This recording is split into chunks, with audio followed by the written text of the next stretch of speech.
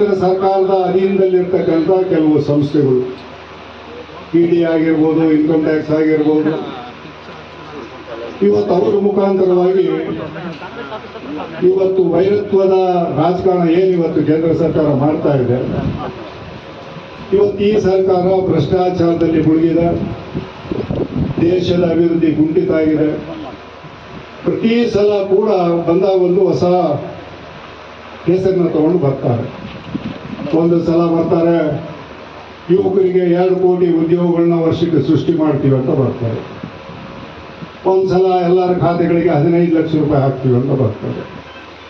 ಇನ್ನು ಒಂದ್ಸರಿ ಪುಲ್ವಾಮಾ ಅಂತ ಬರ್ತಾರೆ, ಬಾಲ್ಕೋಟ್ ಅಂತ ಬರ್ತಾರೆ, ರಾಮ ಮಂದಿರ ಅಂತ ಬರ್ತಾರೆ. ಇದನ್ನು ಹೊರತಾಗಿ ಈ ದೇಶದ 140 ಕೋಟಿ ಜನರ ಅದರಲ್ಲಿ 70% ಏನು ನಾವು ಬಡವರಿದ್ದೀವಿ, ರೈತರಿದ್ದೀವಿ, ಅವರ ಬಗ್ಗೆ ಕಾರ್ಯಕ್ರಮಗಳನ್ನ ಏನಾದರೂ ಹೇಳ್ರಿ ಅಂತ ಹೇಳಿದ್ರೆ ಒಂದು ಕಾರ್ಯಕ್ರಮ ಕೂಡ ಇವ್ರ ಮುಂದಿಲ್ಲ. ಮಾತಾಡಿದರೆ 70 ವರ್ಷ ಕಾಂಗ್ರೆಸ್ ಏನು ಮಾಡಿದೆ ಇದನ್ನು ಕೇಳ್ತಾರೆ. ನಾನು ಇವರು ಕೇಳೋದಕ್ಕೆ ಇಷ್ಟಪಡ್ತೇನೆ, ಈ ದೇಶಕ್ಕೆ ಸ್ವತಂತ್ರ ಬರಬೇಕಾದ್ರೆ ನೀವು ಬಿಜೆಪಿಯವರು ಯಾರ್ಯಾರು ಸ್ವತಂತ್ರ ಸಂಗ್ರಾಮದಲ್ಲಿ ಭಾಗವಹಿಸಿದ್ರಿ, ಇವತ್ತು ದೇಶಭಕ್ತಿ ಬಗ್ಗೆ ಮಾತಾಡ್ತೀರಿ. ನೀವು ಸ್ವತಂತ್ರಕ್ಕಾಗಿ ಹೋರಾಟ ಮಾಡಲಿಲ್ಲಂತ ಜನಕ್ಕೆ ದೇಶಭಕ್ತಿ ಮಾತಾಡೋದಕ್ಕೆ ನಿಮ್ಗೆ ಏನಾದರೂ ನೈತಿಕತೆ ಇದೆಯಾ? ಇವತ್ತು ಮಾತಾಡಿದರೆ ಹಿಂದೂ ಮುಸ್ಲಿಂ ಅಂತೀರಿ. ನಾನು ಕೂಡ ಒಬ್ಬ ಮುಸಲ್ಮಾನ್ನೇ.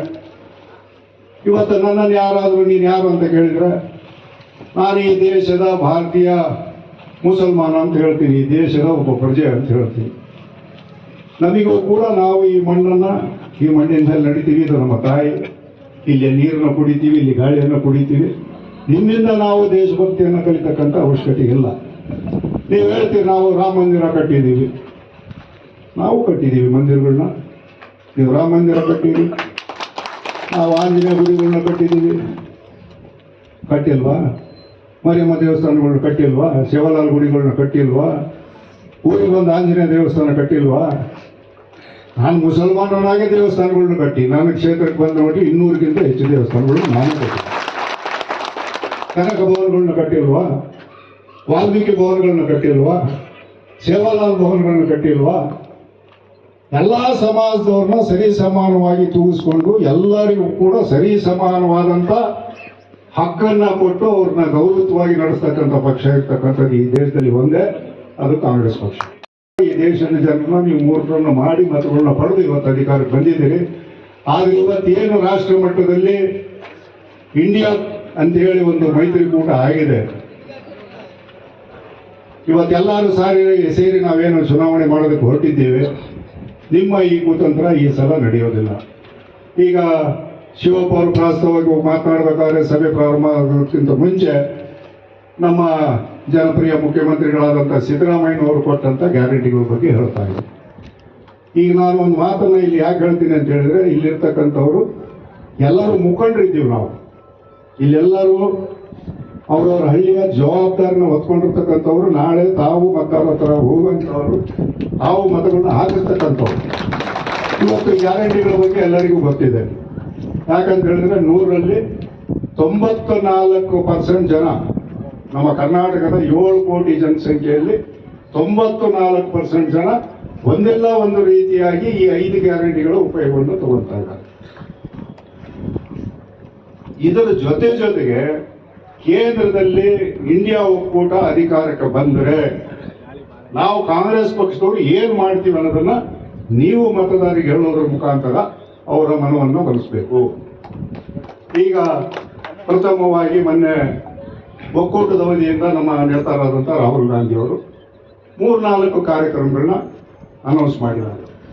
ಅದರಲ್ಲಿ ಬಹಳ ಪ್ರಮುಖವಾದಂಥ ಒಂದು ಕಾರ್ಯಕ್ರಮ, ಇವತ್ತು ನಾವು ನಮ್ಮ ಕರ್ನಾಟಕ ರಾಜ್ಯದಲ್ಲಿ ನಮ್ಮ ತಾಯಂದಿರಿಗೆ ಸುಮಾರು 1,24,00,000 ಕುಟುಂಬದ ನಮ್ಮ ತಾಯಂದಿರಿಗೆ ಪ್ರತಿ ತಿಂಗಳು 2,000 ರೂಪಾಯಿ ಕೊಡ್ತಾ ಇದ್ದೀವಿ. ಕರೆಕ್ಟಾ? ಅದೇ ತಾಯಂದಿರಿಗೆ, ಅದೇ ಬಡ ಕುಟುಂಬದ ಮನೆ ಯಜಮಾನಿಗೆ ತುಕಾರಾಮ್ರವರು ತಮ್ಮ ಆಶೀರ್ವಾದದಿಂದ ಗೆದ್ದು ಪಾರ್ಲಿಮೆಂಟಿಗೆ ಹೋದ ನಂತರ, ಕೇಂದ್ರದಲ್ಲಿ ಒಕ್ಕೂಟದ ಸರ್ಕಾರ ರಚನೆ ಆದ ನಂತರ ಪ್ರತಿ ಕುಟುಂಬಕ್ಕೆ 1,00,000 ರೂಪಾಯಿಗಳನ್ನ ಕೊಡ್ತಕ್ಕಂಥ ಆ 1,00,000 ರೂಪಾಯಿ ಅದರ ಜೊತೆಗೆ ಸಿದ್ದರಾಮಯ್ಯನವರ 24,000 ಎಷ್ಟಾಯಿತು? 1,24,000 ರೂಪಾಯಿ ಪ್ರತಿ ಬಡ ಕುಟುಂಬಕ್ಕೆ ಕೊಡ್ತೀವನ್ನೋ ಮಾತನ್ನ ತಾವು ಮತದಾರರಿಗೆ ತಿಳಿಸ್ಬೇಕು. ಅದರ ಜೊತೆಗೆ ನಮ್ಮ ರೈತರಿಗಾಗಿ ಈ ಬಿಜೆಪಿ ಸರ್ಕಾರ ಏನ್ ಮಾಡಿದೆ, ನಾವು ಅವರ ಆದಾಯನ ದುಪ್ಪಟ್ಟು ಮಾಡ್ತೀವಿ ಅಂತ ಹೇಳಿದ್ರು. ಇಲ್ಲಿ ಯಾರಾದ್ರೂ ಒಬ್ರು, ಯಾಕಂದ್ರೆ ಇಲ್ಲಿ ಕುಂತೂರಲ್ಲಿ 90% ರೈತರೇ ಇರೋದು, ಯಾರಾದ್ರೂ ಒಬ್ರು ಹೇಳ್ತೀರಾ ನಿಮ್ಮ ಆದಾಯ ದುಪ್ಪಟ್ಟಾಗಿರೋದನ್ನ? ಯಾರ್ದು ಆಗಿಲ್ಲ. ಗೊಬ್ಬರದ ರೇಟ್ ಜಾಸ್ತಿ ಮಾಡಿದ್ರು, GST ಮತ್ತೊಂದು ಇನ್ನೊಂದು, ರೈತರ ಬೆನ್ನನ್ನು ಮುರಿಯತ್ತ ಕೆಲಸ ಹಿಡಿತಾರೆ. ಗ್ರಹಚಾರ ದೋಷ, ಆರ್ಥಿಕ ಅಡಚಣೆ, ವ್ಯಾಪಾರದಲ್ಲಿ ನಷ್ಟ, ನಿರುದ್ಯೋಗ, ಸಾಂಸಾರಿಕ ವಿರಸ, ಸ್ತ್ರೀ ಪ್ರೇಮ, ವಶೀಕರಣ, ಬೆಂಬಿಡದ ರೋಗ ರುಜಿನಗಳು, ವಿದೇಶ ಪ್ರಯಾಣ, ಸಕಲ ಸಂಪತ್ತಿದ್ದರೂ ಮನಃಶಾಂತಿಗೆ ಕೊರತೆ, ಹೀಗೆ ಸಮಸ್ಯೆಗಳು ಯಾವುದೇ ಇರಲಿ ಪರಿಹಾರ